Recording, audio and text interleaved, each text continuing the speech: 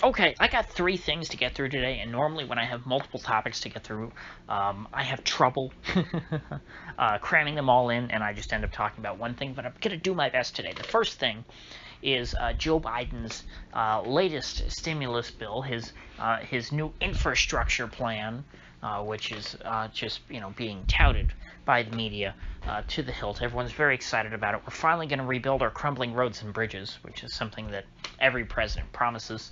Of course, infrastructure is always really a local issue. American infrastructure is not crumbling everywhere. It's not even crumbling in all of every state.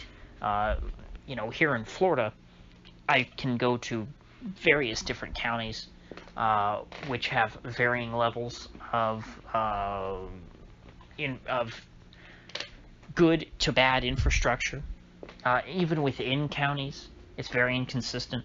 So this whole, it really is kind of a fallacy about our crumbling infrastructure. Yes, if you go to some parts of America where the roads are really old and actually crumbling, and there's lots of potholes, I guess you could say, oh my gosh, look, the infrastructure's crumbling. But in other parts of the country, it's brand new. It's recently repaved. The bridges are not falling down. The bridges are fine, or the bridges are recently rebuilt. I mean, this is just, it's a very dumb thing. But every president the reason why presidents always tout this is because it's a great excuse to create a big bill that is solid pork. What it is it's the federal government's opportunity. They hand out all these contracts to all their buddies, all these different contractors. It's just kind of similar to a war in a way. It's why the government loves a war. An infrastructure bill is very much in the same vein of a war. Just like you have the military-industrial complex, well, you have the infrastructure-industrial complex. And going back to FDR, American presidents love these make-work projects, shovel-ready jobs, as Obama used to talk about. Remember that old phrase? They like seeing guys in hard hats by the side of the road. It says on their vest, hey, I'm a ward of the state. The president gave me a job. Isn't that swell? And always what happens is, whatever money the federal government decides to spend, it gets injected to the economy, and then you get a rush of consumption. It's a sugar rush, and people buy lots of stuff, and then it's over, and then everybody forgets about it, and then people start complaining again about our crumbling roads and bridges. Because, oh, by the way, throughout this whole, every time there's one of these big infrastructure, pushes, they never actually rebuild and fix all of the crumbling roads and bridges that they were talking about to begin with. And so infrastructure is that bottomless well that every president can pull from when they want to just go out and spend a bunch of money. And everyone can think of somewhere throughout their day when they're driving that they've seen a pothole, and to them they go, oh, that's good. So the president's going to fill in the potholes. Thanks, Mr. President. And so it's a very popular proposal. Now, something a little less popular is raising taxes, which apparently Joe Biden plans to do to pay for it. Now, there's been some pretty outrageous proposals, like taxing unrealized capital gains at death. That I don't think is going to happen. A mileage tax, which I think you would get the yellow vests on steroids if you try to do that in America, taxing people by the mile because they get too good a gas mileage now that the gas tax is no longer sufficient. Go to hell. I think would be the response of the average American, because typically these people who have real long commutes and stuff, they're not the richest of the rich. I think that generally speaking, raising taxes on super wealthy folks are what's popular, because most people in this country are not super wealthy. And so if you say, hey, we're going to spend a bunch more money and fill in potholes for you, but we're not going to raise your taxes, we'll raise other people's taxes, that can be popular. But still, the folks who are getting their taxes raised have more than enough power to resist that sort of a flow in the country. You're not going to get serious, real eat-the-rich type of tax increases, especially not out of a Biden White House. So I would not be too concerned about that. I guess, yeah, raising the corporate rate to 20%, yeah, I guess that's possible. But I mean, it was at 35%, wasn't it, before Trump? So I mean, that's not much of a it's not a super big deal. Now, I guess it could lead to a revaluation in the stock market because, I mean, we essentially got 2 years of the stock market, going to the moon solely because of the Trump corporate tax cut.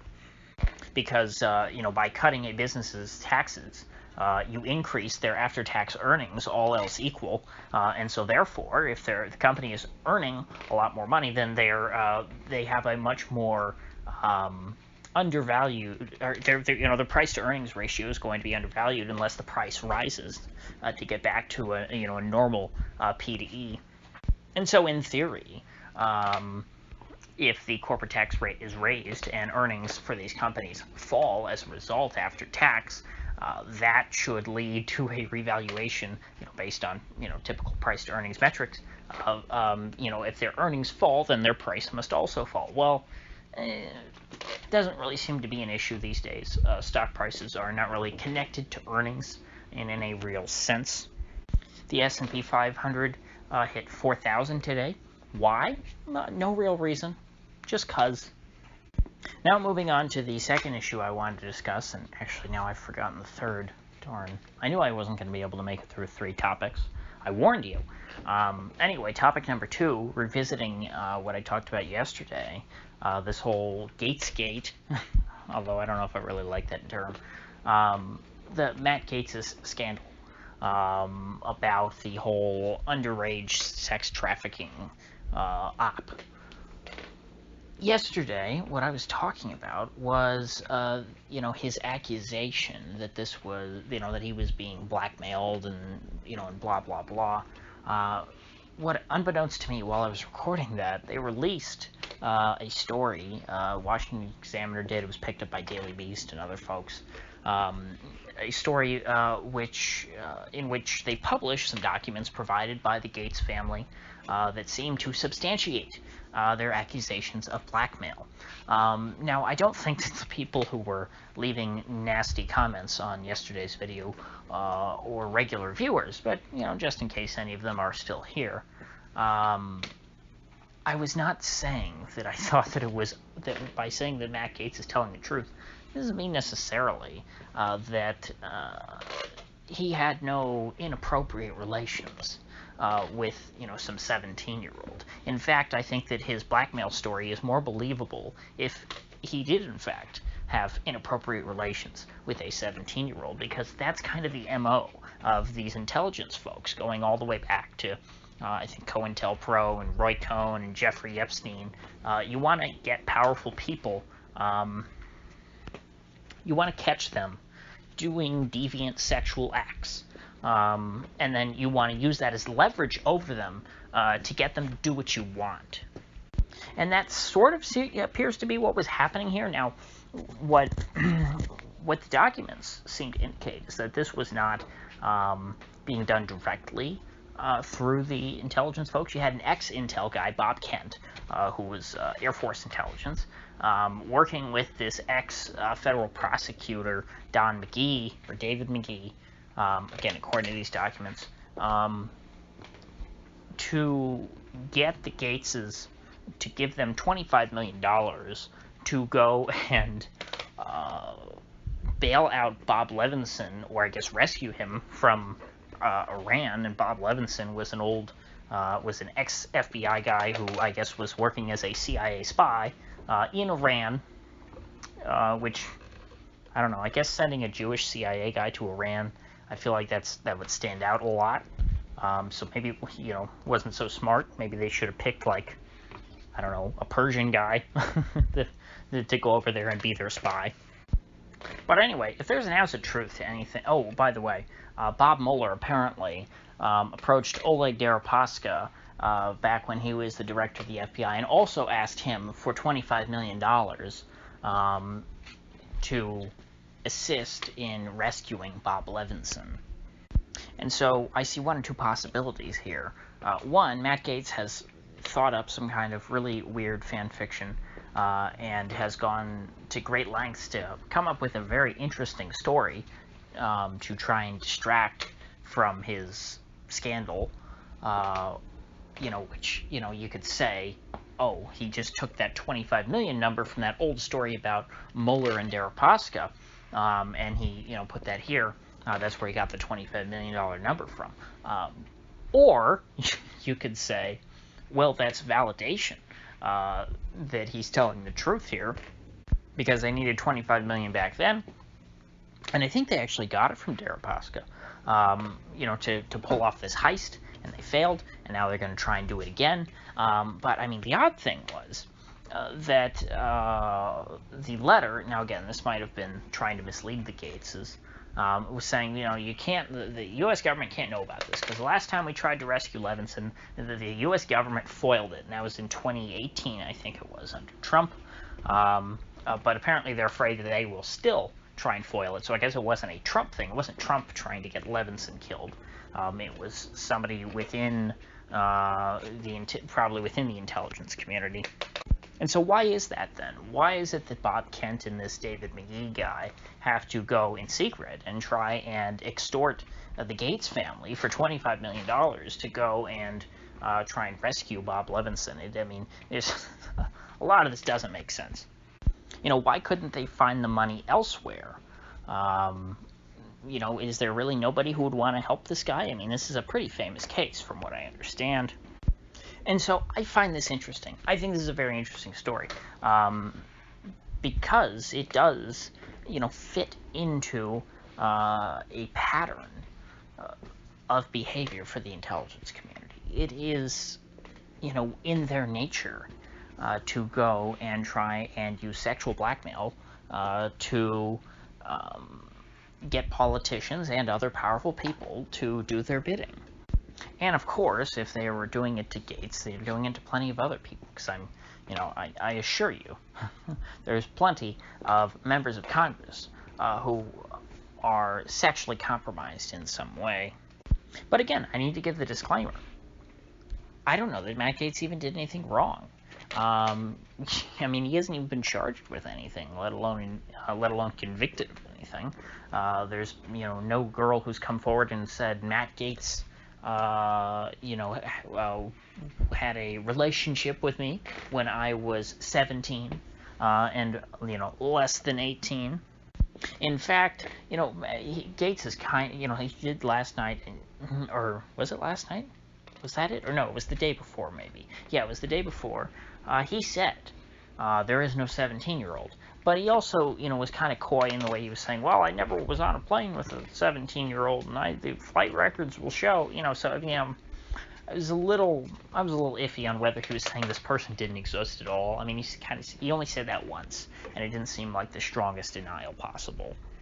So really, everything's up in the air right now. If this all turns out to be a lie on Gaetz's part, I think the story's interesting for that alone. This is just, entertaining, if nothing else. But if there's an ounce of truth to what he's saying, then this becomes a far more significant story that impacts, I think most Americans. I thought, if what he's saying is true, it would be the biggest scandal since Epstein. And that's because this is an Epstein-style operation, what he's describing. What Gaetz is saying happened to him is the sort of thing that you would expect the intelligence agencies to do to someone who had been compromised by Jeffrey Epstein.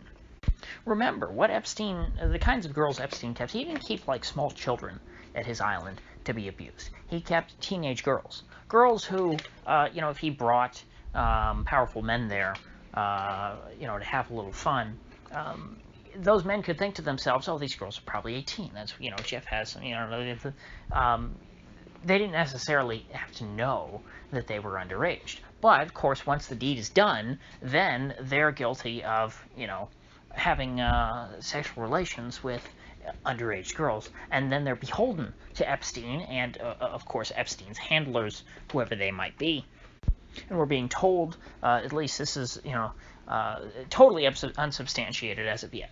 But, what the rumor is about Matt Gaetz is that he this underage female was provided to him by Joel Greenberg, who was a local politician in Seminole County, Florida.